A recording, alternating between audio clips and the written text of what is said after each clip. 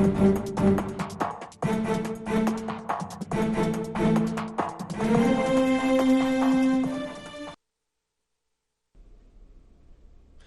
गुहार छत्तीसगढ़ में आप सभी का स्वागत है। मैं हूं आपके साथ दिव्यांशु जोशी। तो धान का कटोरा कहे जाने वाले छत्तीसगढ़ में धान की खरीदी को लेकर के एक बार फिर से सियासी पारा चढ़ गया है और यही वजह है कि सरकार की प्रति एकड़ 20 क्विंटल धान खरीदी का ऐलान विपक्ष की इस घोषणा को धान तस्करी अन्याय योजना करार दे रहा है। देखिए रिपोर्ट। छत्तीसगढ़ की सियासत में धान को लेकर एक बार फिर उबाल आ गया है। राज्य की भूपेश सरकार ने प्रति एकड़ 20 क्विंटल धान खरीदी का ऐलान किया है। अनुमान है कि अगली धान खरीदी में किसानों को 2,800 रुपए प्रति क्विंटल की मान से भुगतान किया जाएगा। ऐसे में माना जा रहा है कि अनुमानित 125 लाख मीट्रिक टन धान खरीदी पर किसानों के खाते में करीब 32,000 करोड़ रुपए ट्रांसफर होंगे। भूपेश सरकार के इस ऐलान के साथ सियासत भी गर्मा गई है। विपक्ष 20 क्विंटल धान खरीदी पर सवाल उठा रहा है। विपक्ष ने राज्य में धान की उत्पादकता के आंकड़े भी जारी किए हैं।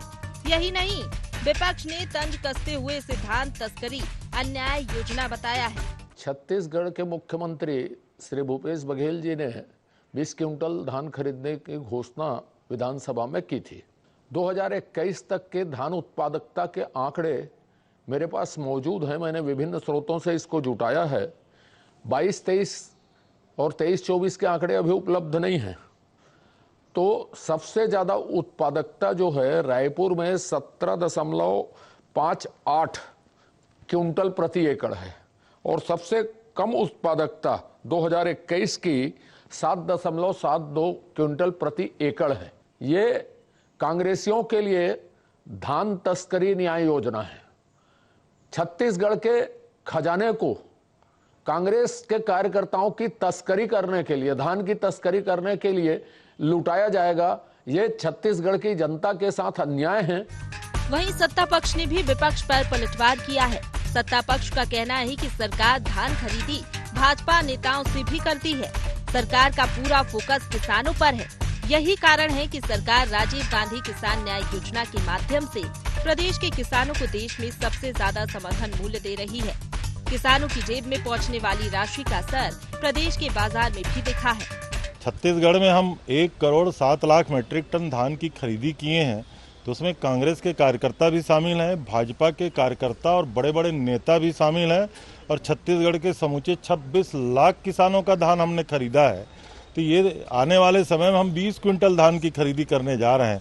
इस साल लगभग 22,000 करोड़ धान की कीमत हमने किसानों को अदा किया है और लगभग 6,000 करोड़ रुपया राजीव गांधी किसान न्याय योजना के तहत किसानों के खाते में लगातार जाना है। आने वाले समय में लक्ष्य भी निर्धारित होगा, हमारी मंत्रिमंडलीय उपसमिति बैठेगी तो फिर भी हमारा अनुमान है कि 1,25,00,000 मीट्रिक टन धान की खरीदी होगी और ये लगभग 33,000 करोड़ रुपए के आसपास का होता है। इतनी राशि, इतना रकबा, इतना धान अजय चंद्राकर जी के समझ में अगर ये केवल कांग्रेस कार्यकर्ताओं का है तो मुझे खुशी है कि समूचा छत्तीसगढ़ अब कांग्रेस के कार्यकर्ताओं से भरा पड़ा है। छत्तीसगढ़ में धान के नाम पर सियासत नई बात नहीं है, लेकिन इस साल विधानसभा चुनाव होने हैं। ऐसे में भूपेश सरकार ने ऐलान कर बड़ा दांव खेला है। इससे भाजपा की मुसीबत बढ़ती दिख रही है। अब देखने वाली बात ये होगी कि मिशन 2023 में किसानों को कौन लुभा पाता है। रायपुर से ING 24 के लिए निधि प्रसाद की रिपोर्ट।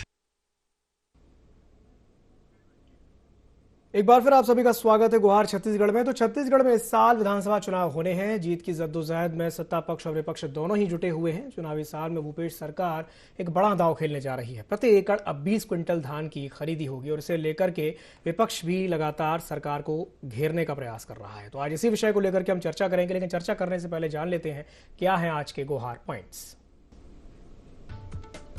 धान के कटोरे में धान पर सियासत क्यों?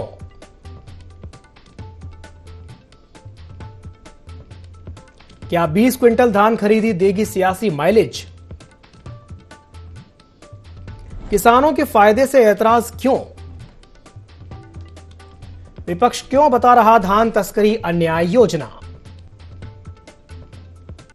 तो चर्चा को आगे बढ़ाते हैं और चर्चा को आगे बढ़ाने के लिए हमारे साथ 3 खास मेहमान जुड़ रहे हैं। चर्चा में हमारे साथ जुड़ रहे हैं धनंजय सिंह ठाकुर जी, जो कि कांग्रेस प्रवक्ता हैं। साथ ही साथ हमारे साथ जुड़ रहे हैं अशोक बजाज, जो कि बीजेपी प्रवक्ता हैं, और हमारे साथ जुड़ रहे हैं उचित शर्मा, जो कि वरिष्ठ पत्रकार हैं।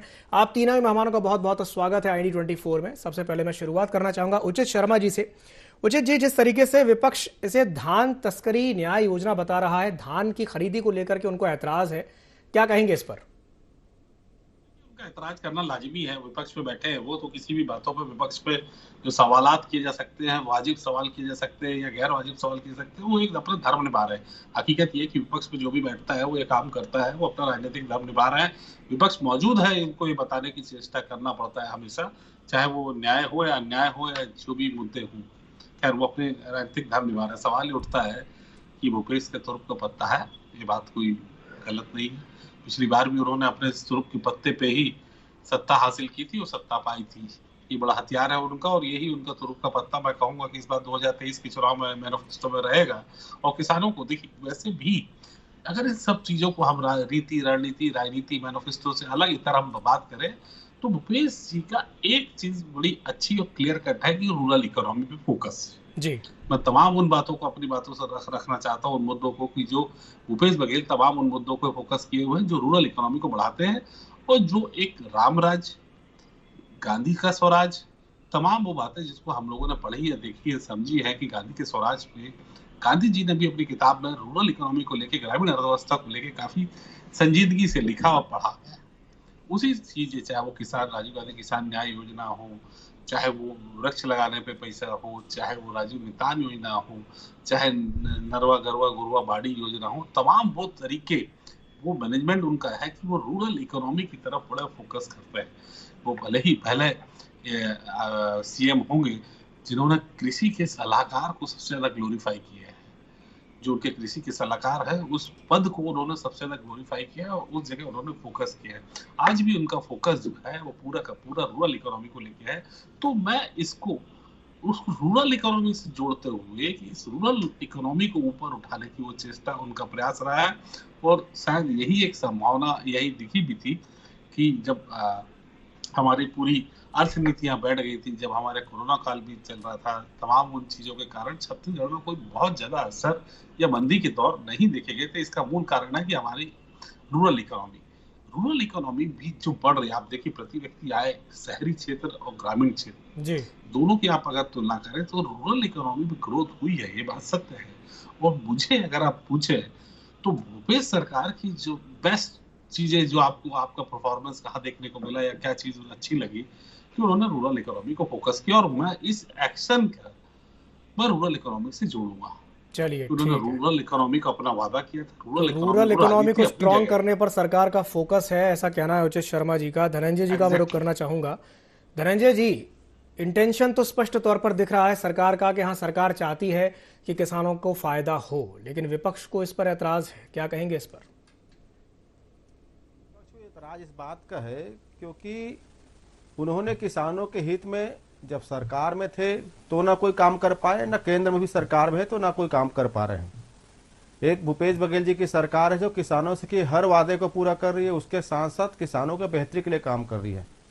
तो निश्चित तौर पर ऐसे में जो छत्तीसगढ़ में भाजपा विपक्ष में है तो उनके पेट में दर्द तो होगा ही। अगर प्रदेश के किसानों से प्रति एकड़ 20 क्विंटल धान की खरीदी होगी और 2800 रुपये की कीमत में लगभग खरीदी होगी तो भारतीय जनता पार्टी को तकलीफ तो होगा ही होगा ना, क्योंकि ये तो 3 काले कृषि कानून ला रहे थे ताकि किसानों के धान खरीदने का जो इनका जो जिम्मेदारी है उसे बच सके और वो किसान जो है कुछ पूंजीपतियों का गुलामी कर सके। तो ऐसे में इनका जो आरोप और इनका जो नाराजगी और इनका जो डर है वो दिख रहा है, क्योंकि छत्तीसगढ़ धान का कटोरा है। 80% से अधिक आबादी जो कृषि कार्य से जुड़ा हुआ है। और जब भूपेश बघेल जी की सरकार ने 25 रुपये धान कीमत दिया तो आप देखेंगे लगातार हर साल किसान, जो धान उत्पादक किसान है, उसकी संख्या में बढ़ोतरी हो रहा है। धान उत्पादन का हेक्टेयर बढ़ रहा है, धान पैदा करने वाले किसान आर्थिक रूप से सक्षम हो रहे हैं।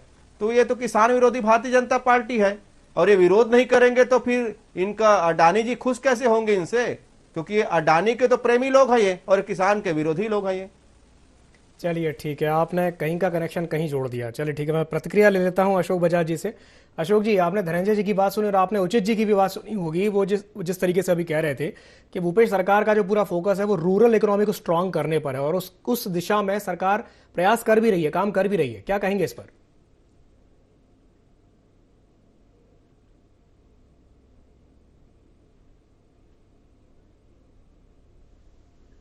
और जब ये धान होगी उस समय नई सरकार आ जाएगी।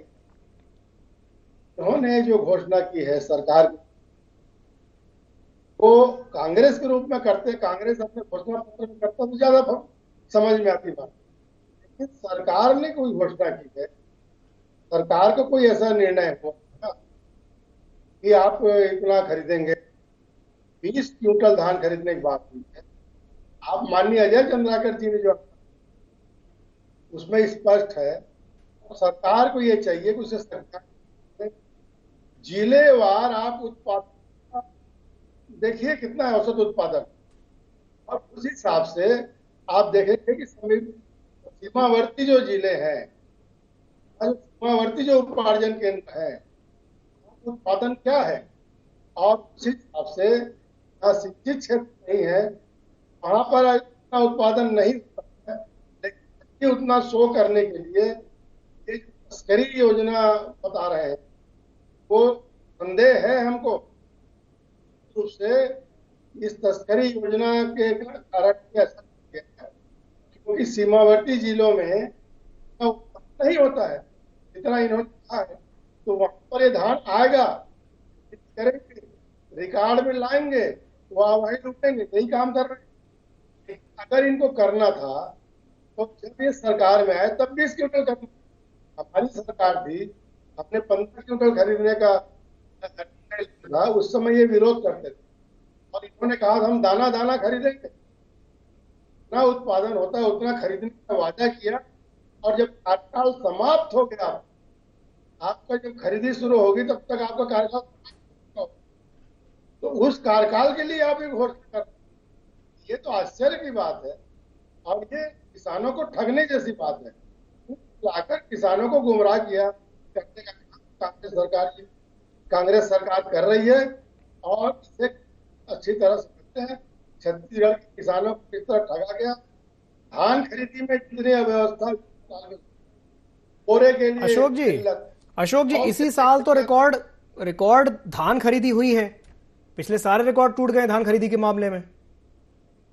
रिकॉर्ड तो दिनों दिन टूटते जा रहे, पूरे देश भर का रिकॉर्ड, केवल यही की बात नहीं है, पूरे देश भर में उत्पादन बढ़ा है और बढ़ी है, धान की, गेहूं की खरीदी बढ़ी और मोटे अनाज की धान की खरीदी बढ़ी है, पूरे देश में उत्पादन बढ़ा है, पूरे देश में खरीदी बढ़ी।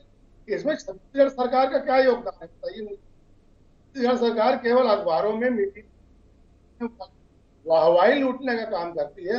चलिए ठीक है तो आपने किसानों ने किया ही क्या है ये बताइए। ठीक है, मैं प्रतिक्रिया ले लेता हूं। अभी कुछ कहना चाह रहे हैं धनंजय जी, वो अशोक जी की बात थोड़ी सी आवाज उनकी डिस्टॉर्ट हो रही है, लेकिन जितना मैं समझ पाया हूं वो ये कह रहे हैं कि भाई आपने सिर्फ और सिर्फ विज्ञापन दिए हैं, अगर रिकॉर्ड तोड़ धान खरीदी हुई है तो उसमें सरकार का क्या योगदान है, बताइए धनंजय जी। मुझे तो भारतीय जनता पार्टी के नेताओं के मानसिक दशा ठीक नजर नहीं आती है। दिव्यांशु जी, अशोक बजाज जी सीनियर लीडर हैं, ये तो टीवी में पक्ष रख रहे हैं, लेकिन इनके जो लीडर हैं जो बयान दिए उनके मानसिक स्थिति ठीक नजर नहीं बताऊंगा मैं।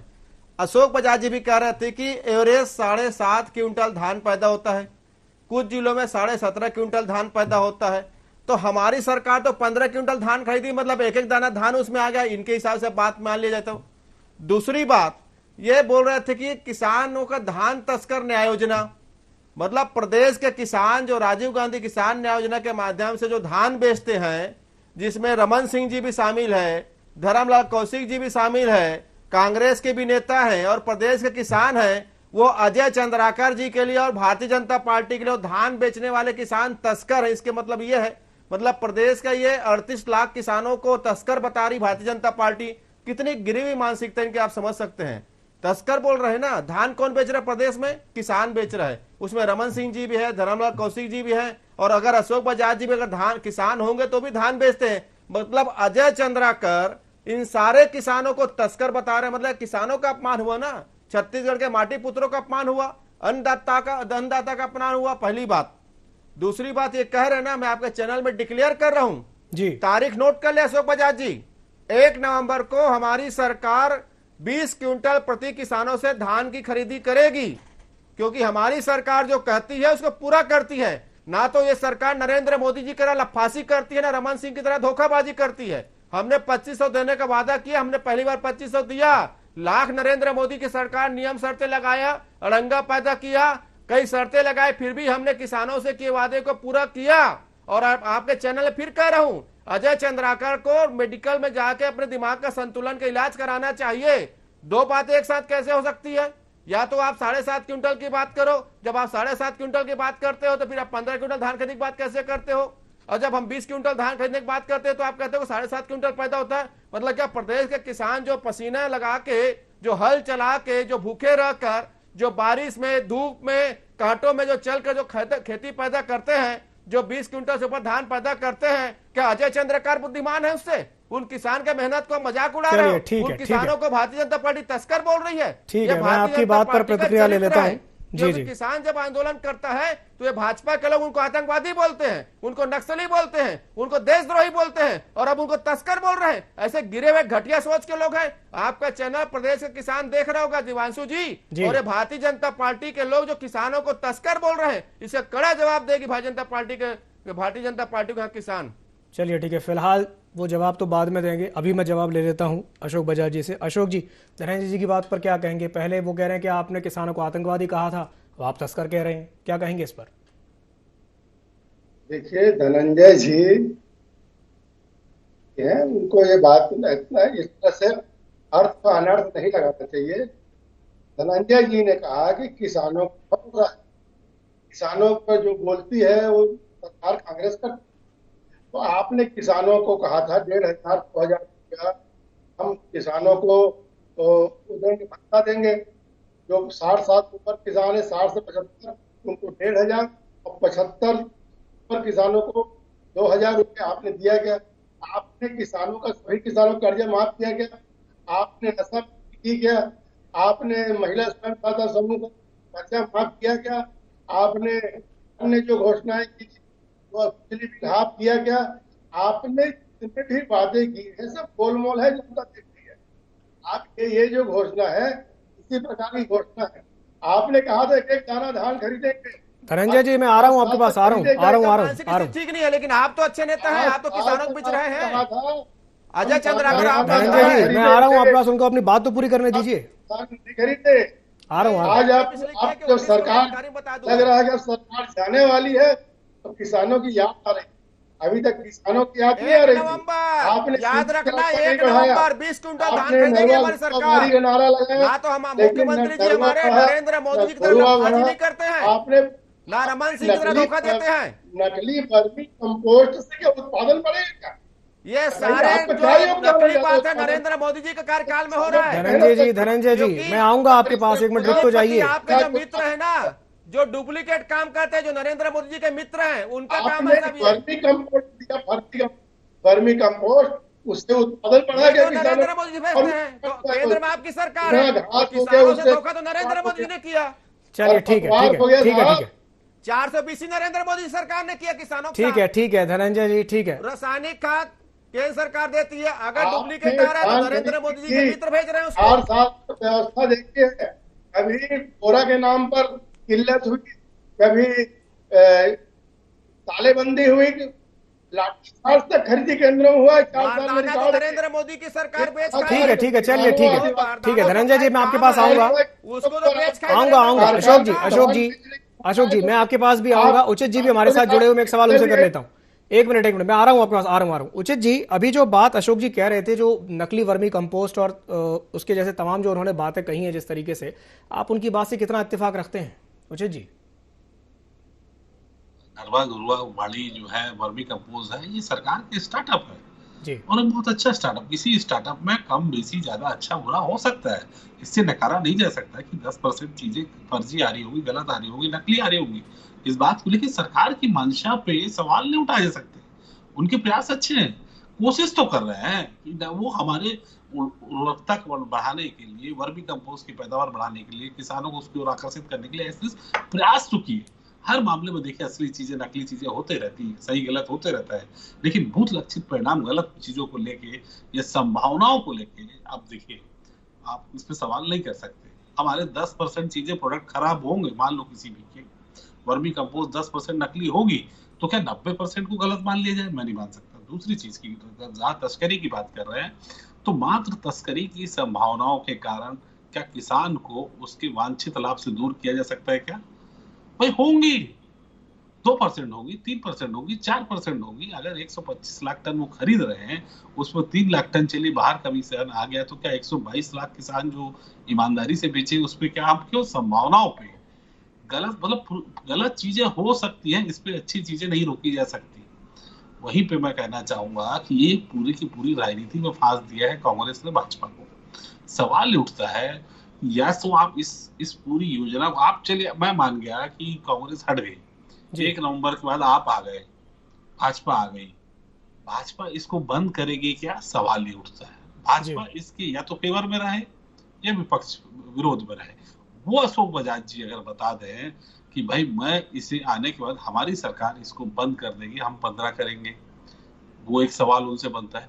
वही ठाकुर साहब जो अजय चंद्राकर की चीजों को थोड़ा सा पकड़ नहीं पाए, वो ये है कि उन्होंने 7, 7.5, पौने 8 का जो मिनिमम क्राइटेरिया बताया, और जो मैक्सिमम है वो 22-23 के आसपास का है, जो धमतरी साइड होता है हमारे प्रोडक्शन। एवरेज उन्होंने 17.25 का जो एवरेज प्रोडक्शन बताया, वो धान की उपज बताई, और वो सच्चाई है।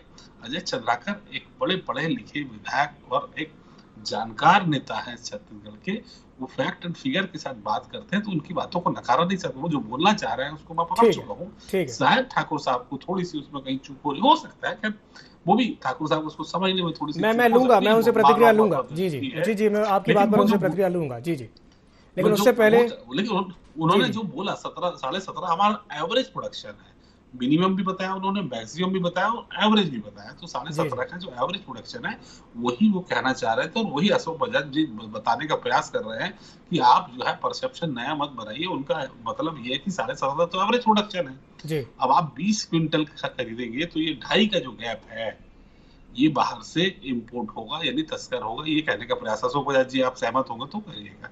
उनकी यही संभावना है कि 2.5 क्विंटल आप, चलिए ठीक है उचित जी, मैं आपकी बात पर दोनों ही हमारे सम्मानीय प्रवक्ताओं से संक्षेप में प्रतिक्रिया चाहूंगा। पहले अशोक जी से शुरू करते हैं। अशोक जी, क्या कहेंगे उचित जी की बात पर?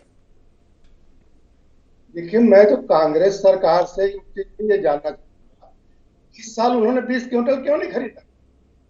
जब अगले साल खरीदने की बात कर रहे हैं, जब इनके सरकार का कार्यकाल समाप्त हो चुका रहेगा, उस समय खरीदने की बात कर रहे हैं, तो आज इस साल उन्होंने 25 क्विंटल क्यों नहीं खरीदा?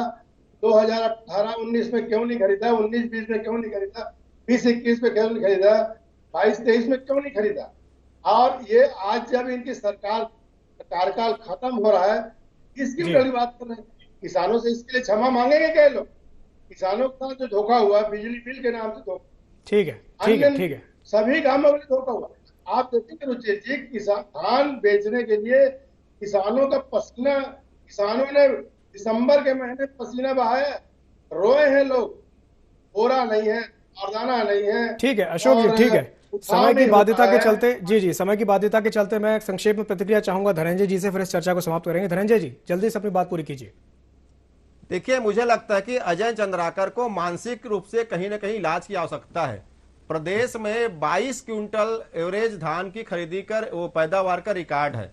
वो अगर 7.5 क्विंटल की बात करते हैं, तो जब क्या रमन सिंह ने 15 क्विंटल धान खरीदा, तो क्या अजय चंद्राकर उस दौरान धान तस्करी करके बेच रहे थे वहां पर? कि अशोक बजाज जी धान तस्करी करके बेच रहे थे जब रमन सिंह 15 क्विंटल धान खरीद रहे थे? तो इनका पहले जवाब दे देना। आज इनके पास प्रदेश में मुद्दा नहीं है, ये गोलमोल बात करे, क्योंकि ये किसान विरोधी लोग हैं। मैं तो बोल रहा हूं ना अशोक बजाज जी को, आपका 7.5 क्विंटल का एवरेज मान लिया जाए, मतलब रमन सिंह की सरकार में मैं तो बोलता हूं अजय चंद्राकर और मैं बोलता हूं अशोक बजाज जी भी तस्करी में शामिल थे। बोला इनका जवाब दे यहाँ पर बैठ कर, क्योंकि इनके पास मुद्दा है नहीं। छत्तीसगढ़ किसान खुशहाल हो रहा है, तो किसान विरोधी आरएसएस भाजपा के लोगों को तकलीफ हो रही है। और प्रदेश में 22.5 क्विंटल का एवरेज निकला है धान के खरीदी का, और 20 क्विंटल का हमने लिमिट तय किया हुआ है। ठीक है धनंजय जी, माफी मांग लेना। और सबसे पहले बात करें, उसमें तस्करी कौन कर रहा था? चलिए, समय की बाध्यता, अशोक जी समय की बाध्यता के चलते मुझे इस चर्चा को यहीं समाप्त करना पड़ेगा। 7.5 क्विंटल के एवरेज मार रहे हो तो क्या? ठीक है धनंजय जी, अशोक जी, उचित जी, आप तीनों मेहमानों का हमारे साथ जुड़ने के लिए बहुत बहुत धन्यवाद। तो जिस तरीके से हम ये देख रहे हैं कि धान के कटोरे में धान को लेकर के लगातार सियासत चल रही है, अब ये देखने वाली बात होगी कि क्या 20 क्विंटल धान की खरीदी भूपेश सरकार को सियासी माइलेज देगी। गुहार छत्तीसगढ़ में फिलहाल के लिए इतना ही। मुझे दीजिए इजाजत और आप बने रहिए ID24 के साथ। नमस्कार।